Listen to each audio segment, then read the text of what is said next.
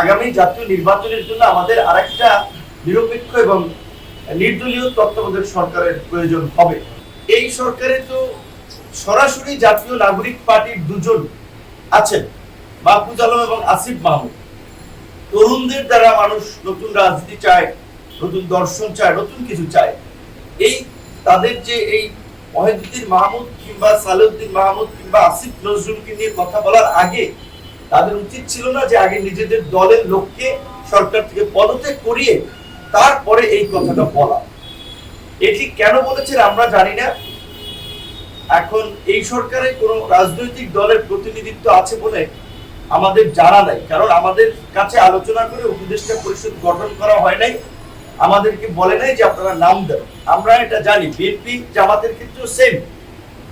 বরঞ্চ আমাদের সাথে এই আলাপটি করা হয়েছিল যে এখন একটা ক্রান্তিকাল সময়, এই সময় দ্রুত আমাদের একটা সরকারে দেওয়া দরকার। আমরা আপাতত কিছু লোককে নিয়ে আনুষ্ঠানিকভাবে সরকার গঠন করি, পরবর্তীতে সবার সাথে আলাপ আলোচনা করে এটার কাঠামো এবং পরিবর্তন করা হবে বা সিদ্ধান্ত নেওয়া হবে।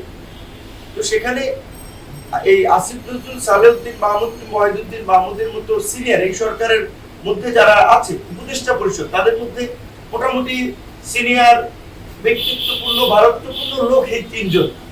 এবং এদেরকে বলার অর্থ আমরা জানি না বাকিরা কি আপনার এই এনসিপির লাইনে কিনা, যে কারণে তিনজনের পদত্যাগ তারা দাবি করেছে বা তিনজনকে নিয়ে সুনির্দিষ্ট বক্তব্য দিয়েছে।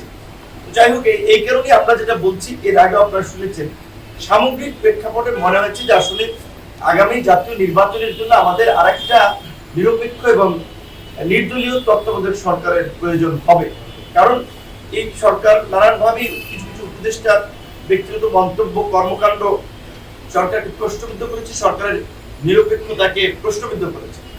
আমরা সরকারকে অনুরোধ করব, আহ্বান জানাবো যে এই যে ঢাকা উত্তরের সিটি কর্পোরেশনের প্রশাসক পদে ইশরাক হোসেনকে আদালত ডিরেকশন দিয়েছে, দক্ষিণের মেয়র পদে আদালত তাকে ডিরেকশন দিয়েছে, কিন্তু আপনারা লক্ষ্য করেছেন সেখানে এই এনসিপির উপদেষ্টা জনাব আসিফ মাহমুদ তিনি সেটার বিরুদ্ধে, তিনি তাকে বসতে দিতে চাচ্ছেন না বা শপথ পড়াতে চাচ্ছেন।